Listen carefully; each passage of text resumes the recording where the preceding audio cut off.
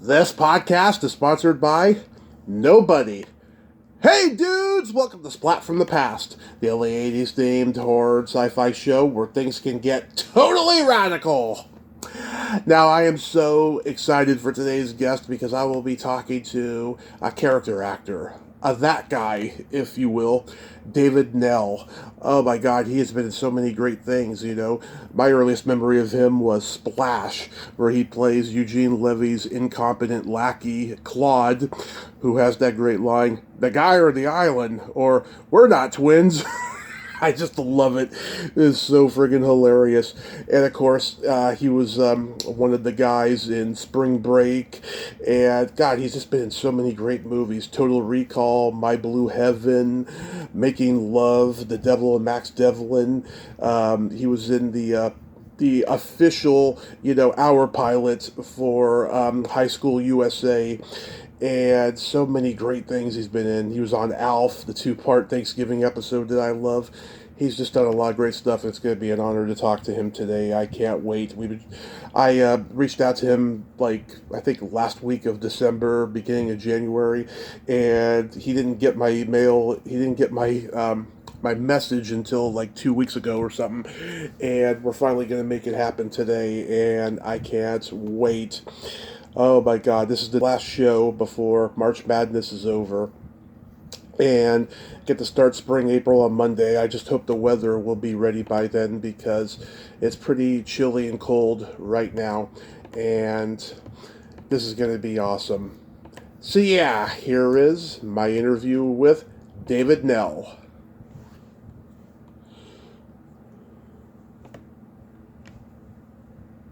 Hey, David, welcome to the show. How are you today? Tommy, I'm good. Good. How are you doing? I am fantastic. This is such a great honor. Thank you so much for taking the time today. Hey, sure. Going back in time, did you gravitate toward acting early on in your childhood? High school is when I really kind of got into it. My parents are both actors, so Yeah. I've actually got four generations of actors, or three before me. My great-grandfather, my grandparents, my parents. So when I got into it, it was kind of the logical thing to do, and got me out of having to take actual English classes in school. Yeah, so you came from theater parents and stuff? Yeah, and my dad got back into it. He was he'd done some stuff early in his career. He was in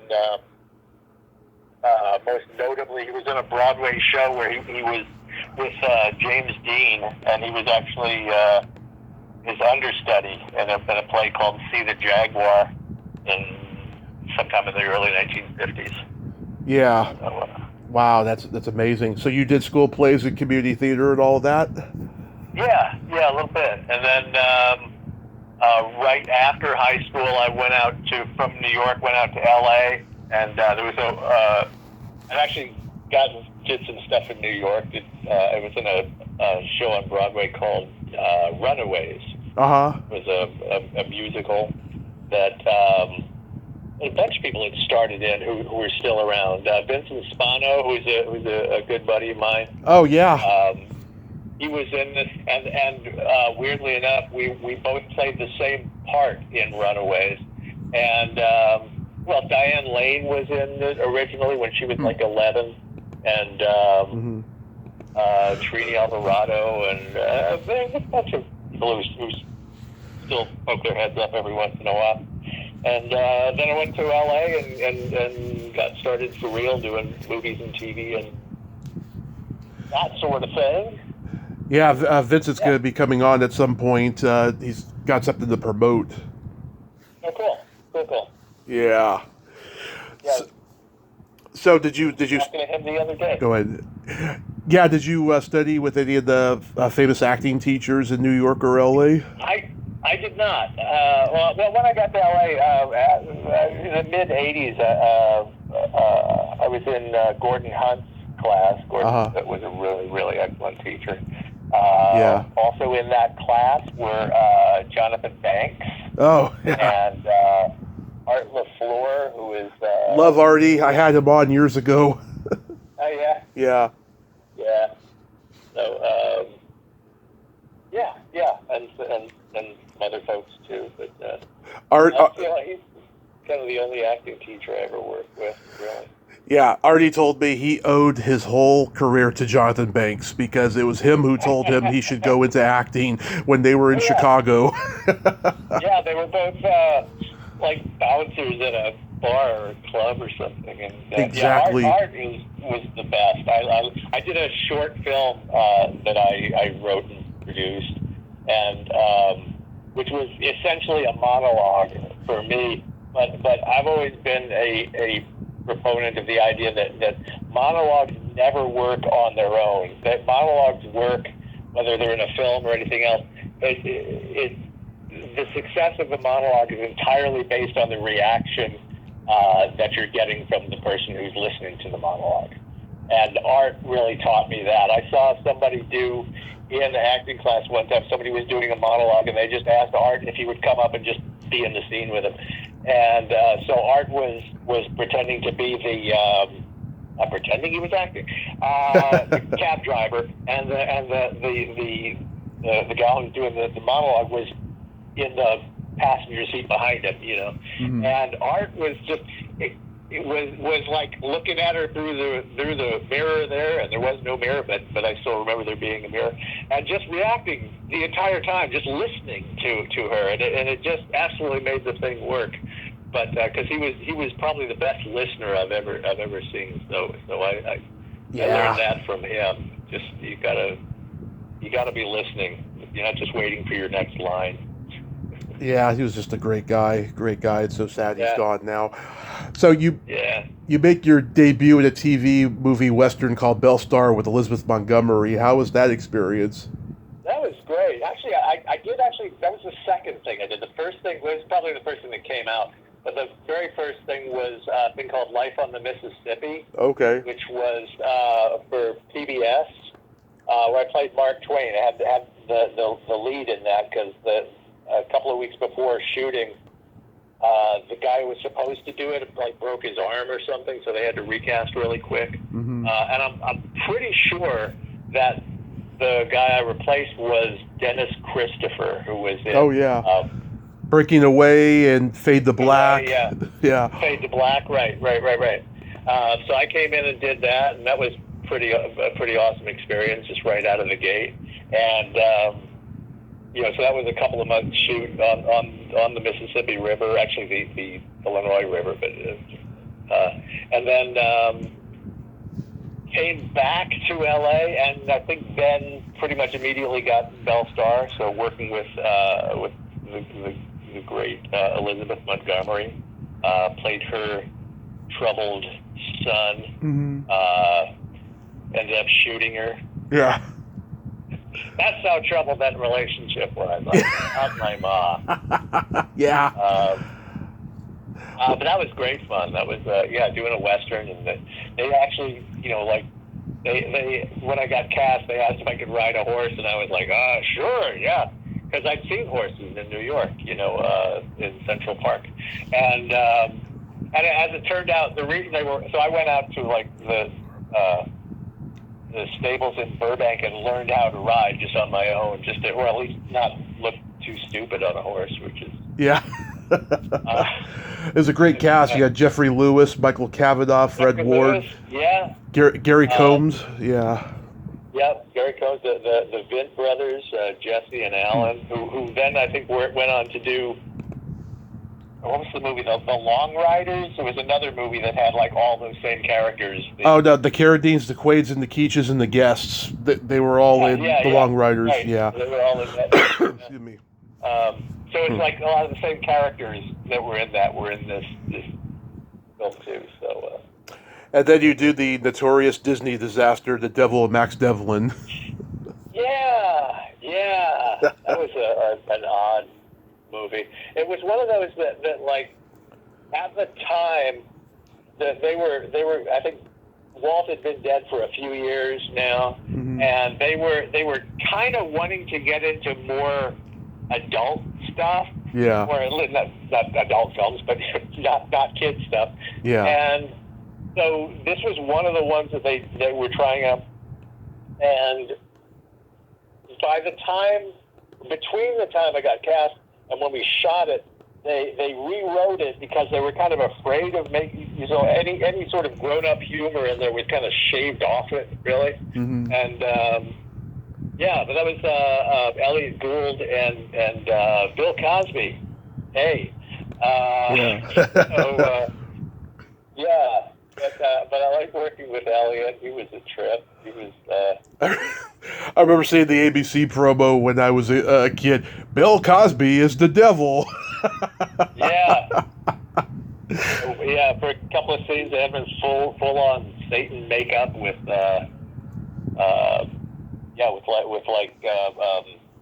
goat legs and scary. But Elliot was fun. He'd have conversations where I just had no idea what he was saying, but he was fascinating. I remember he called me a couple of times, just like, "Hey, David Knell," and we just talk about stuff. And I'm talking to Elliot Gould on the telephone. Yeah. Oh, that's awesome. But, Tell me about working with James Gardner on Brett Maverick. James was great. James, I consider one of my guardian angels. I have it's just like there's people who have worked with him and Robert Preston in particular, who just kind of show up in my dreams and thoughts and stuff. Jim will usually show up just as inappropriate humor. Yeah. I remember when we were shooting, there was like one time he got his hands on one of those little handheld fart machines. With Leslie Nielsen had always. But Jim got hold of one and just thought it was the funniest thing for about a month. Yeah. And it was like, it had gotten old after a couple of days, but he just insisted on so he'd be just like just getting ready to do a take or something, and just like he would just let one kind of rip and just go, do farts have lumps? And he goes, no, I don't think so. And he says, I think I just shat my pants. Yeah. And we go on and do the scene, So. Oh, I love it. But it's just. And what were some of the other things? He said, my wife's from Brooklyn. Flatbush? No, she fluffs it up every once in a while. And then, that was kind of typical Jim. Yeah. I forgot you were in Making Love. It was a very controversial movie in 1982. How was making that? Yeah. Just had one scene in that, which I don't even know if I've ever seen it. It was in a bar. We shot at a bar in West Hollywood called the Mother Lode. I think, boy, this is a little info out of my brain here. But the scene was with. Listen, it was Michael Onkin and Harry Hamlin, and my scene was with Harry Hamlin. Right. And I was just guy in a bar, and he comes over and he's saying hi to people, and he sits down, and we just have a little chat about something, and it was who was the director of that? It was Arthur Hiller. Arthur Hiller, yeah, that's right. Yeah. And so I just auditioned for it, just kind of read the scene, and then he said, try it. He gave me some suggestion about So I did that, and he said, "That's great," and then I got the part. So just a little bit. But a lot of the things that I've done that I'm probably most remembered for were only a few days' work, if that. Yeah. I did a lot of TV movies and things that tended to be a longer stretch and longer period of time shooting, but just little things like Splash. I was in Splash, and that was just a couple of days. couple of days worth, but yeah. Yeah. Oh, we're gonna get to Splash, but first, oh my God, I gotta tell you, when I was a kid, my brother had Spring Break on VHS with a couple other dirty movies, and it got to a point where my mom just took the tape and she threw it on the roof of the house. Excellent, where it belongs. Yeah. That was a fun. But we shot all summer in the summer of '82. Yeah. It's one of those. Yeah, the people. It has a very fervent, if small-ish, fan base. Yeah, there's people who grew up with that VHS tape. Because it was like it hit the stores right when there were video stores. It was like everyone was buying a VCR. Yeah, and it was like people had their VHS things, and that was one of the ones that was out there, and it was like sort of softish porn, for Yeah. And you could kind of rent and think, okay, I think it's so. I think it did very well among 14-year-olds. Oh, it did. I talked to Robert Small, who played Dalby's henchman, the little guy. Oh, yeah. He told me stories about this movie and other teen sex comedy movies he was in back in the 80s, and I swear to God, every story ended with, "There's more, but I might get sued." Yeah. That's about right, yeah. Yeah, oh my God, just like back then. Based out of Florida, and there was a bunch of things. Porky's was shot there. One of the Porky's was either, I think it was... All three of them were shot there with a Canadian crew. Yeah. And Porky's was shot in Miami while we were shooting Spring Break, I remember. Yeah. They were doing... I turned down Porky's. It made me a little uncomfortable. Okay. Spring Break was like... I personally didn't have to do anything all that embarrassing. Yeah. So that was sort of my thing. It was like, okay. But Porky's, I remember kind of going, no, and then I wanted to. But what I remember about them shooting Porky's was they were doing 18-hour days. Typically when you're doing a movie, you got if between when you finish and when you have to work the next day, you get 12 hours. So right. People had a 12-hour turnaround, And in Porky's, they were pulling 18-hour days and then taking their 12 hours and then doing another 18 and then doing their 12 hours, which meant they weren't on any kind of clock. They were like working days one day and night the next day and a day the next day, and that's nuts. That'll kill you. Oh, yeah. We on Spring Break, we just had, we probably had maybe a week or two at the most of night shoots, but they were all at the same time. So it's just like, you just had a week or two of coming back to your hotel room and uptaping the curtains closed and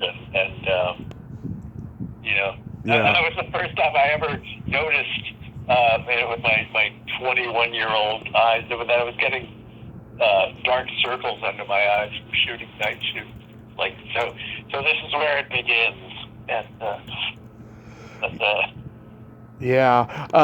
that one girl that was in Playboy, she ended up dying right after the movie came out. Tammy Lynn Leppert. Yeah, which I've just heard things, but it's like a bunch of the stuff doesn't like there's one version of people telling me that she's the one that's on poster and she's not. That's not her. And like some other scene, they go, "Oh, that's her there," and it's like, no, it's not. Yeah. But she's kind of got a whole sort of mythology built up around her that, yeah. Yeah. How was Sean Cunningham as director? Sean was fine. He'd done, I think, mostly horror films before that. Friday the 13th. Yeah. Someone's watching me. Yeah. I think the House things came after it. House. Yeah, and he just, right. So, and then he's got a piece of every Friday the 13th movie that ever comes out forever. So he's well off. He's got his castle up in Encino, and Oh yes. But he was a fun guy. Yeah. Yeah. Do people still quote to you "too much thruster"? What's that? Do people still quote to you "too much thruster"? No. I get.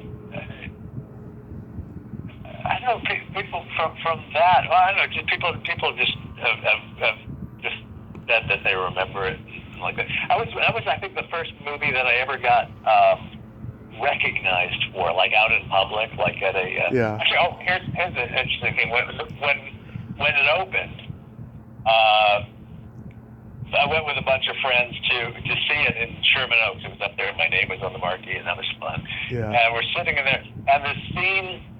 The scene where I can't find Susie's hotel room. Right. I get lost. The moment that realization happens, if in the row right in front of me, a guy goes, "What a dick!" Yeah. And my whole row thought that was very funny. Yeah. because the guy did not know that the guy in the movie was sitting literally right behind him. But yeah. That's great. So I love Splash. It's one of my favorite romantic comedies ever since I was like 3. Was that just a standard audition for you? Actually, I got that because I had done a TV movie with Ron Howard that he was one of his last acting things. Okay. It was a movie called I'll get it. I'll pull it out of my ass. It's Bitter Harvest. Okay. And it was based on a true story about that I think took place in Michigan, perhaps. Mm-hmm. And where some cattle feed got mixed up with some rat poison, like at the factory somewhere. Yeah. I think this was a Monsanto thing, although they did not use company names there, so as not to get sued. I don't think you'll get sued by me saying it was Monsanto. I'm pretty sure it was. But anyway, but it killed off all the cattle, or it started making cattle that was deformed. Yeah. And it was like it got into the dairy product, so they couldn't sell their milk or stuff, and it was pretty bad. And they said, well, we have to shut this down. We have to shut down the cattle industry. And they said, it's the cattle industry. We can't shut down the dairy industry. So a bunch of farmers ended up just slaughtering their own dairy stock because what else were they going to do? So anyway, so I worked with Ron on that, and then I guess he thought I was that much of a good all that I would be right to play one of the Moron twins in Splash. So I did. I know you got two of my favorite lines. We're not twins, and then how far is it? The guy or the island? I'll find him. The guy or the island? Yeah. What's the name? There's actually a line that comes after that, which was cut. Because he says, "Oh, just me and the Moron twins," and I go, "We're not twins." And then when I'm talking to Tom, I said, "He thinks we're twins. We're cousins. So were our parents." But they cut that line out. That was brilliant. They're pushing it too far. But yeah. Yeah, that must have been great working with those guys. It was. Just a couple of days. It was like one day on the beach and one day on the boat, and they were like months apart. And so somehow I was on salary the entire time, which was a nice perk. Yeah. But yeah, when we were shooting we shot the stuff that was on the beach in Coronado in San Diego, little island that's part military base and part where the Coronado Hotel is. Which has been in a bunch of movies like Somewhere in Time. And so we were pretty much done shooting all that stuff by noon, and then we had the rest of the day off because they had to fly us down there because it's over 50 miles. So we got flown to San Diego. Shot the stuff, and then we had a poker game that night that included me and Jeff Doucette, my other moron, yeah, moron cousin brother, and the cinematographer photographer, I forget his name, the first AD, Uh-huh. and Eugene Levy, and Jeff remembers John Candy being in that game too. I do not, but Yeah. Eugene Levy was definitely there, and it was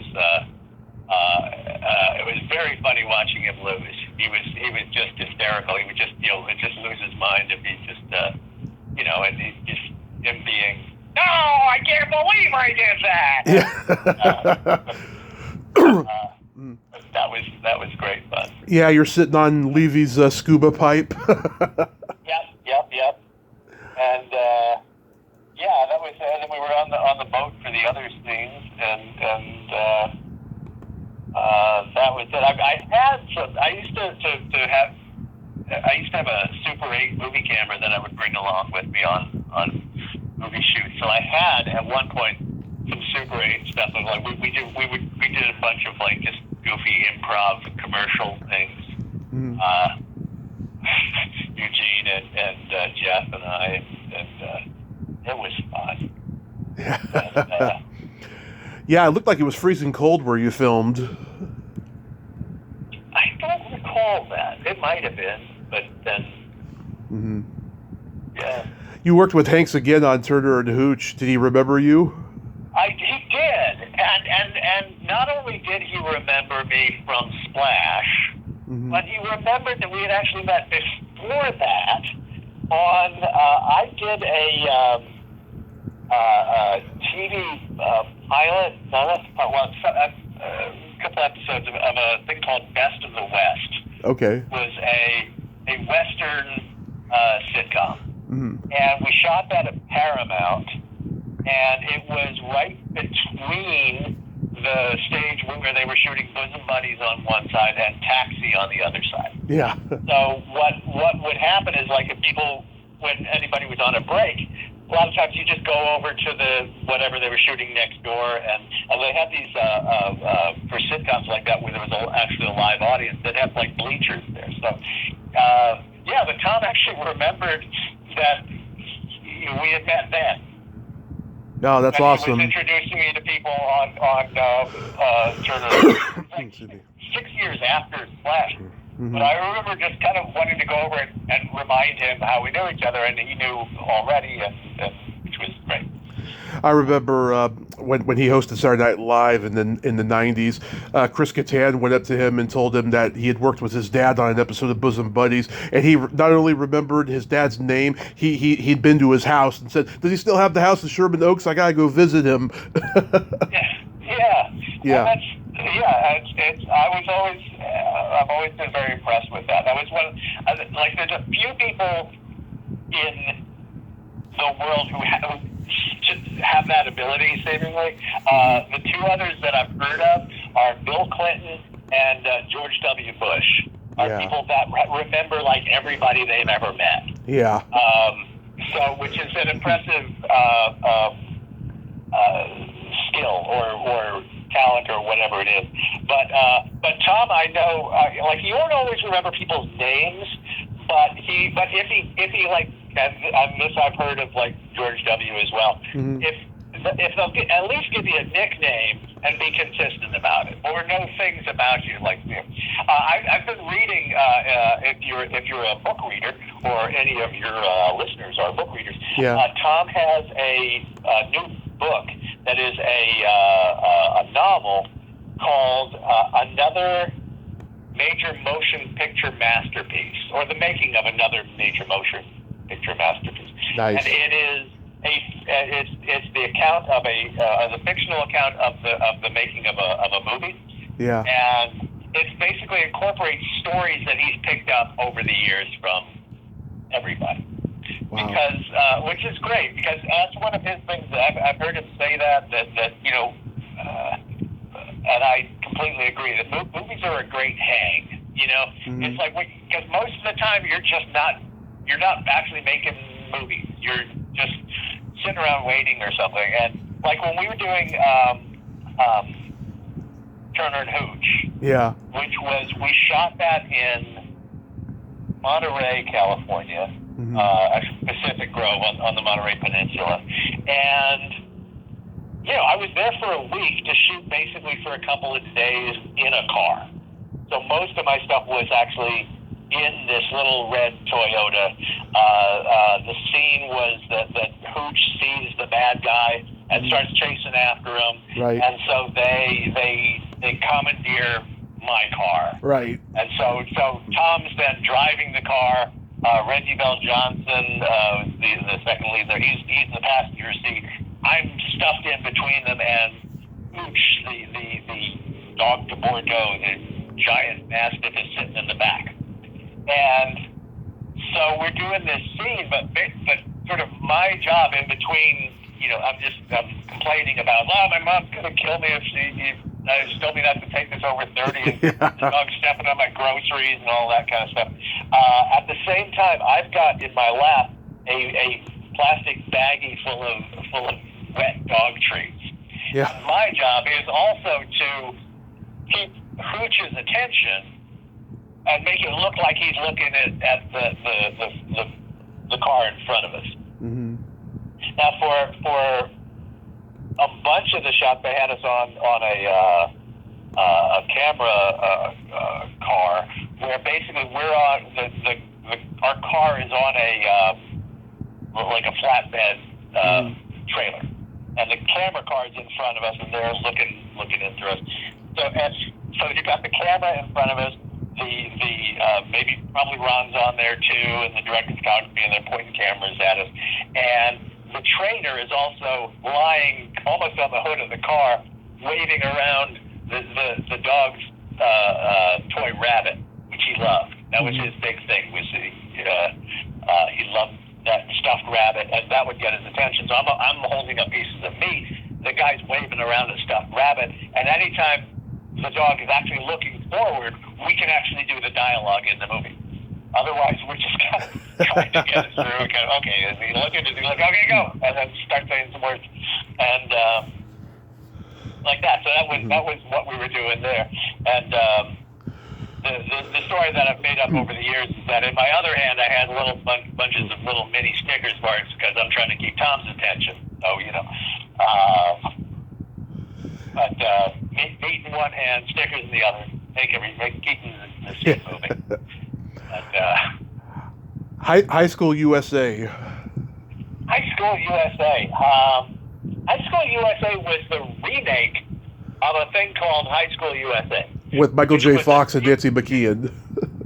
Yeah, it was a TV movie, right? Michael J. Fox. The conceit of that was that the kids in this high school were all played by kids who were on TV series. Right. Like Michael J. Fox and the adults had been on many shows back in the day. Right. All kinds of others. Like they might have been playing kids when they were in so they were people from shows from the 50s and 60s. Jerry Mathers, Harriet Nelson, Burt Ward, Henry Gibson. Yeah, they were all in the one we did. There was so the original movie. I'd actually read for. There were two characters. I don't remember the characters' names, but they were kind of like they were sort of the moron twins of that movie. Yeah. Right. Right. There was like a. You guys were the auto shop nerds. Yeah. Right. So there was like a big guy and a skinny guy. Yeah. And in the first movie, those guys were played by Michael Zorek. Yep. Was the big guy's name. He did private school at that time. And Crispin Glover. Yep, George McFly. Yeah, right. So this was before that, before Back to the Future, I think. Yes, it was. Yeah, would have been. So they were in that. I had read for the Crispin Glover part, but I wasn't crazy about it, and I think I turned it down, or I didn't get cast, but I'm pretty sure I wasn't interested in doing it. Yeah. Anyway, a couple of years later, I've got an audition for a thing, and I'm reading the part, and I'm going, I've read this before. Mm-hmm. I think I've read this before, and I turned it down, and now it's like 2 years later. What is this? It was really strange. So they were. So basically the deal was they were hoping to try and turn it into a TV series. Mm-hmm. So they basically remade the first one, but instead of having Michael J. Fox and all the kids who were on these one of them was the kid, the older brother from what's his name? Not Dabney Coleman. What you talking about, Willis? Todd Bridges. There you go, Todd Bridges, right? Yeah. So I did the second thing. I think I was doing the Todd Bridges part. Yeah. in High School USA. So that was another one of those. I always tell people the whole process of doing pilots for TV mm-hmm. was kind of fraught, because this is the early '80s, and if you look at TV series from like the late '70s and the early '80s, there's not a lot of good TV back then. Oh yeah. I mean, really at all. There's not much that's good. And so the thing about doing TV pilots was, one, they were about to offer you more money than you've ever seen in your life to do this pilot. Right. Which sounds great. But then again, like at the same time, I was always super afraid of doing something like that, and being stuck being Gilligan, who at that point was still wearing his blue shirt and his sailor hat, and he's now 50 or whatever it was, and that was like the extent of his career. He done a couple of series of things, but he got as far as Gilligan, and now he will never be hired to do anything but Gilligan for the rest of his life. And yeah.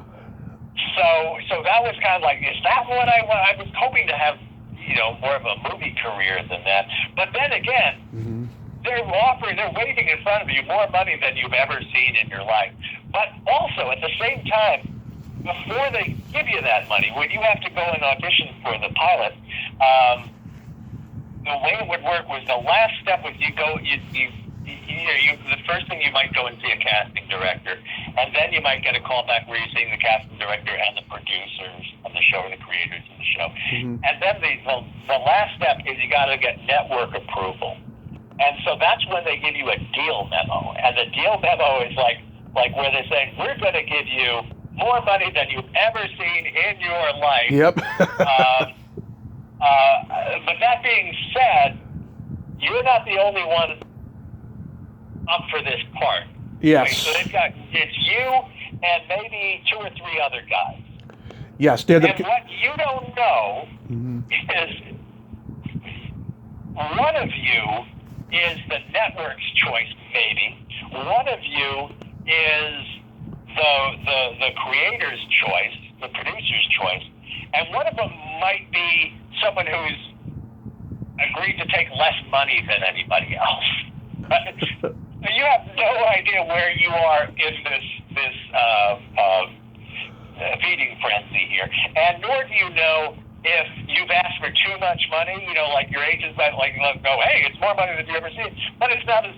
We could ask for more, and you might go, okay, I want many thousands, hundreds of thousands of dollars, and then you're pretty much guaranteeing that you won't be the choice because they don't want to go with the most expensive guy.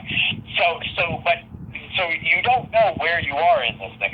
Plus, when you do it, you do the pilot, you're locked in for the next 7 years, and that's why they're giving you more money than you've ever seen before. Because stand-up comedians, they would get development deals from big networks, and it would be a year, or if not at all, if their show made it to the air, but they blew all their money during that year. Yeah. So this is you're locked in for 7 years on these contracts, right? Oh yeah. 7 years, and right. So and what if you do what if you get it and it goes to a series and it's popular and it's terrible? That's like the nightmare scenario for me at that time. And most television was kind of terrible. So it was a lot of it was very kind of anxiety. And I worked on other people's shows. Like I did there was, like, I worked on Alf. You know, I did an episode. I remember that episode. You were so creepy in that. Well, it's this weird ass, I'm like cousin Dudley from wherever, and just like, Polyester shirt and hippie vest. This girl who was my cousin or something, and you know, she was a teenager, I think, and I think I'm in my 20s or something, and I was having lines like, remember when we used to take baths together? Yeah. So that's not weird. And then also, that was another show where, like the people who did the show, the leads in the show, had gone through that same process that I was just describing, right? So they're all like, hey, I'm in the show, and it's great, and I got the lead in the show. Only you don't really have the lead. The puppet is the lead. The puppet's going to get all the funny lines, and you're going to be setting up jokes, and that's pretty much it. So those people were not, at that particular time, to my sensing of things, were not the happiest people in the world. No. And you know, there's no audience there, so you're not even getting feedback from an audience that's coming in every weekend going, hey, we like you. Yeah. You're just going out to some studio somewhere and doing this thing. And, you know, other examples of that, B. Arthur did a version of Faulty Towers. Oh, yeah. There've been like 5 different Americanizations of Faulty Towers that they have tried. Oh, yeah. And they never work, but they always go, hey, you know, they're funny. But B. Arthur was doing one, and she was just not happy, and understandably so, but she was, I suspect, was having a lot of liquid lunches, and, but was just not a happy camper. And there was I just doing a thing there, but, you know, I got to meet Kevin McCarthy. We were both guests on that week, and he was fun. So, you know. But so anyway, that's doing TV pilots. It was a mixed bag. I know you. I gotta bring up. You did the new Gidget pilot, and I'm friends with Karen Richmond. Yes. She's awesome. There you go. That is another one. Where I think the saving grace of that one was that I did not have that same kind of deal. They weren't sure they wanted that character on as a regular up front, so I didn't have to do the deal memo thing. I just came in, I was a guest star in that episode, and then once it did go to series, they said, hey, would you like to be in this series? And I said, no, because I'd gotten another part on another series, so it was okay. I wasn't just flat turning it down. It was like, nope, they just... they didn't get me. The other series was called Mr. Sunshine. Oh, God, yeah, the blind show. the blind show, yeah, which was actually a lovely experience, and I had a really good time doing that, and that was, I think, a good show that just didn't get picked up, and it was for political reasons. Yeah. But a lot of really great people on that. That's how I got to meet Henry Winkler, who was one of the producers. Yep, John Rich directed. I heard he was a tough guy. Like, he was hard to please. John Rich is well, I was just reading Henry Winkler's biography, which is also lovely, and I've heard about Henry's experience with John was not a happy experience. Yeah. And John was very well known. He was a bastard. That being said, he did not like me, so I was okay. He was our director on all the episodes we did. I think we did about a dozen episodes, I think, the first season. But yeah, he was just not a pleasant guy. But then again, he, very smart. He knew what he was doing. He was a good director, a good director of comedy. Oh yeah. Just as a human being, not the warmest guy. Not the warmest guy. My favorite moment there was actually on a different series where I was I came in kind of as a guest thing, and he's sitting there, and one of the other guest actors on that week was I forget the guy's name, Phil something, character actor, and John is sitting there looking at him, and like from across the room, going, "My God, that's a huge nose!" starts just doing nose jokes, like you could fit an entire Guatemalan family under there. Something. Oh God! And yeah, so he's doing that, and the stage manager, who was also the stage manager on Mr. Sunshine, picks up a small cooler that says, "Mr. Rich, your heart just arrived," which I thought was very funny. Yeah. It was Randy Cordray was his name. I just thought very good, very funny, Randy.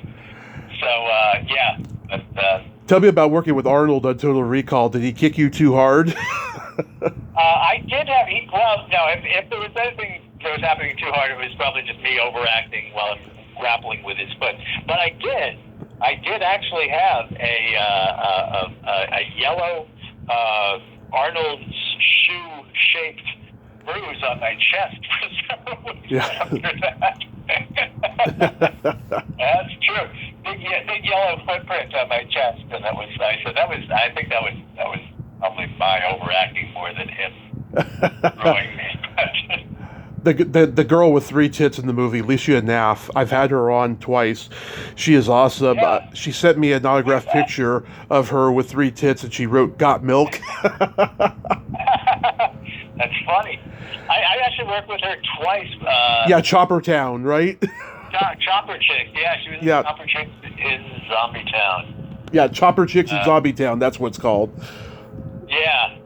It was originally, the script was not called that. The original name of the script was Chrome Heart, as I recall.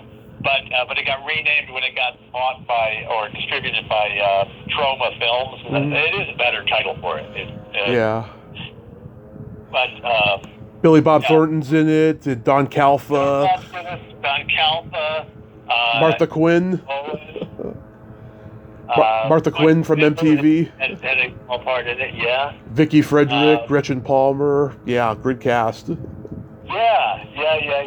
It was so my experience of that was like everybody on the film was in one of 2 camps. It was either people who had never done a film before and like, wow, we're in a film, and the other half were people who were really starting to question their life choices. Who'd been in the business for maybe too long. I was in that camp. Billy Bob was in that camp. It was before he took off. Mm-hmm. And I'd heard a story that Billy Bob related that he didn't mention the film, but I'm fairly sure he was talking about this one, where like when I got there, we shot that in the Mojave Desert. So, and because it's outside the 50-mile zone, they were supposed to drive us up, but I said no. I think I'll drive myself up. So because I wanted to be able to get away anytime I wanted to. I didn't want to be like just sitting around waiting for death. We shot in this little town called Ridgecrest, which was there was a nuclear weapons factory in town. Like that was the town business. Yeah. And also it had statistically one of the highest suicide rates in the country. Right. So we were shooting there. And I'd heard Billy Bob say that like when he was not shooting, he was basically just in his motel room, just making faces and voices at himself in the mirror, which became the basis for Sling Blade. So then, he actually did something productive out of that, and I just went like, "What the fuck am I doing? Oh, my life, man." I love My Blue Heaven. I think it's such an underrated, funny movie, and you're so funny. You're the cashier, and you're acting like a little kid because you got $100 bill. Got $100 bill, yeah. Which I actually read for another part that I think was cut out. Yeah. So I don't remember what it was. It was at a ball game or something. Okay. And I think there is a scene in the ball game, but Yeah. the part that I read for was not in it anymore. But then, like, I got a call months and months later, like maybe as late as a year later, where I got a call from the wardrobe department saying, "What are your sizes?" And I think you're flying out on Tuesday. And I called my agent and went, "What is this? Does this ring a bell to you?" And then we kind of figured out that it was this movie that I'd read for way long earlier, and this other part. So yeah, there were a couple of us who were. I think the guy who played the store manager had also read for a bigger part, and we're just like, okay, I guess we're doing this. And yeah, so it's just that one little goofy thing, and you know, working with Mr. Steve Martin in that, and he kept like having suggestions, but he would run them through the director. He was like, and one thing he said, what if he looked at the $100 bill and went, "Oh, shoot." Yeah. Wow, 100, oh, still. And I said, that's funny. So I did that, and you actually, I think the sound was too much. If you actually look at that scene, when I'm looking at the $100 bill, that's literally what I'm doing. I go, wow, 100, and then I'm miming, well, still. Yeah. Yeah, like a goof, yeah. Yeah. So, that's... Yeah. That was, yeah. The two of them, Herbert Ross and Steve Martin, had done Pennies from Heaven, and Herbert Ross never got to direct him with gray hair. He always had black hair in his movies. That's funny. I had a friend who saw that movie like when it came out, and she said it was very surreal because she didn't know I was in it, first of all. So they watching this movie, and they're like, "Oh, it's David," and then they leave the movie theater, and it happens to be that movie theater was in the same shopping center where we shot that scene and a bunch of the other scenes in the movie were shot. Like there's a pet store or something. Like they were all right there where they were seeing this movie. So that was nice. So did you leave acting for a while and then come back to it? I think I worked a lot, like, you know, in the 80s. Here's the thing. When another book I read, Ron Howard and Clint Howard wrote a book called The Boys, which is terrific. It's a kind of a biography about their experiences as child actors and like that. And one of the things that Ron went through was when, you know, he had worked a lot as a kid, obviously, and after he did the Andy Griffith show, he was about 14 when he stopped doing that, and he was thinking, now I'm going to start doing a really great thing. And what he found out was that if you are there's a dead zone that happens in a lot of child actors' careers between like 14 and 18, where if they're looking for a 15-year-old character, they're probably not going to hire a 15-year-old actor because kid actors can only work a certain amount of hours in a day, and you have to have a tutor, so they're more expensive, basically. So what they'll generally do is they'll hire an 18-year-old who looks younger to play a teenager. And so Ron found out, and so did Clint, that once you hit that age, you're probably just not going to work anymore. And that's a hard thing to explain to kids because you think, you know, you think you get jobs because, you know, you're doing good at audition. So for a lot of my early career, I was that 18 to play younger. You know, I was playing teenagers, you know, High School USA and a lot of these things, right? And then as I got older, as I'm kind of approaching 30-ish, I'm kind of hard to cast now because I'm not a teenager anymore. If they want teenagers, they're going to hire, you know, 18-year-olds. And I didn't really fit into really a neat, like I was too young. Nobody would buy me really as a doctor and stuff. And there was a period there where there weren't a lot of roles for me. Yeah, for older guys. You know, there weren't a lot of all like the John Hughes movies and things came out. That was about a half a generation after me. Right. Right. So there weren't a lot of roles for where I was, and I didn't know how to do them. I didn't know, honestly. Most of my successes have been when I've had an agent and I get a call and say, you have an audition to go do this thing, and I'll go and do the audition and do as good as I can and get the part. But as far as if I needed to initiate that or do whatever things it is you need to do to get parts, I didn't know what that was. Still kind of don't. but things, But so I didn't. So I started working less there. I started doing more theater. Yeah. And doing occasional things when they came up. But I just didn't really know what to do to get more work. And as it turns out, it kind of 40 years later, I find out, hey, here's a way to do it. Is kind of out of really great fortune, land on a really, really excellent part in another state, and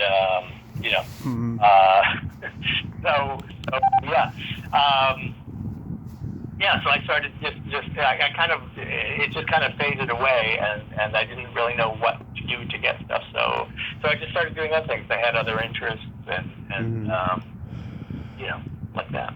But here you are. Do you have anything upcoming?